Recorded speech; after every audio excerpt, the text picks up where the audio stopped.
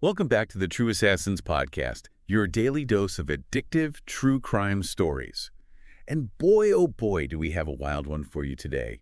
Make sure you hit that rate button and follow the show so you don't miss a single one. Today, we're diving into the story of Sister Magdalena. You know, a seemingly pious woman. But when you scratch that surface a little bit, you find a chilling tale of heresy and a shocking fall from grace. To help us unpack all of this, we have the amazing Julia Jones with us. Thanks for having me. I think the listeners are going to be in for a ride with this one. Yeah. So listeners, imagine this. Churches and statues everywhere, dedicated to Sister Magdalena. Okay, yeah. Whispers of miraculous healings, people convinced she's a living saint. Pretty impressive, right? Absolutely. Magdalena knew how to work a crowd. But I think you have to remember the historical context here. We're talking about a time when the church held immense power. Right. And figures like Magdalena were masterful at leveraging that power. Yeah. They understood the psychology of belief, the deep human need for something to believe in. Yeah, makes sense. Then they exploded it. Oh, yeah. To further their own agendas. It's a good point. It wasn't just about personal gain, was it? No, not at all. It was much bigger than that. It was about consolidating the church's authority. Right. And anyone who challenged that authority Became a threat. became a threat. Exactly. A problem that needed to be dealt with. Almost like mafia style. Yeah. Well, yeah, I mean, you see in the sources how Magdalena would make examples of her opponents. Right. Discrediting them, sometimes even having them punished. Crush dissent before it can spread. Exactly. Control through fear. Yeah. And that's where our preacher enters the picture. Oh, yeah.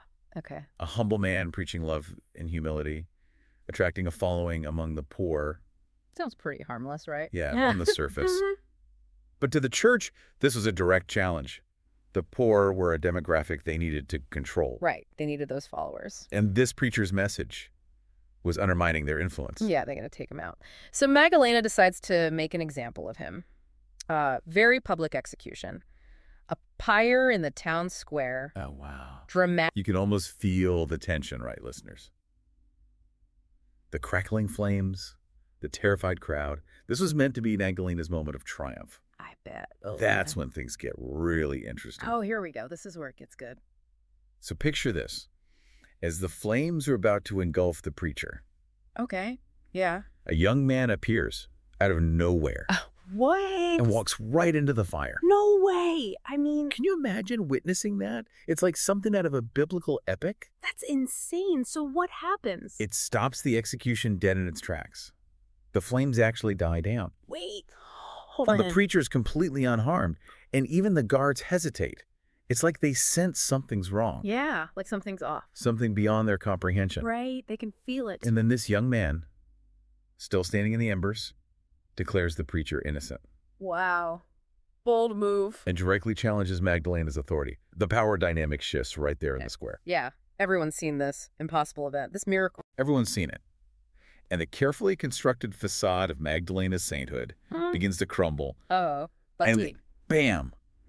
The big reveal, What is it? this young man is an angel. Oh my gosh. An actual angel. He unfurls these huge wings, and the crowd is just in shock and awe. I can't even imagine. I would freak out. It's a scene straight out of a movie, Mm.